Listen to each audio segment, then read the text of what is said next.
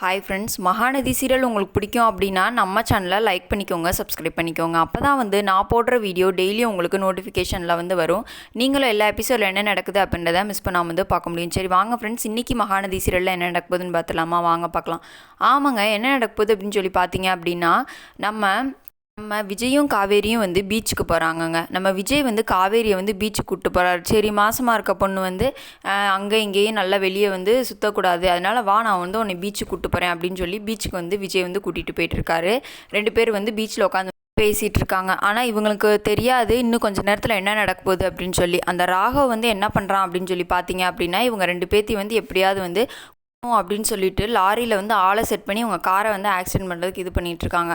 ஆனால் இவங்க 2 பேர் ஃப்யூச்சரை பற்றி பேசிகிட்டு இருக்காங்க. நம்ம குழந்தைய அப்படி வளர்க்கணும் இப்படி வளர்க்கணும் அப்படின்னு சொல்லி பேசிகிட்டு இருக்காங்க.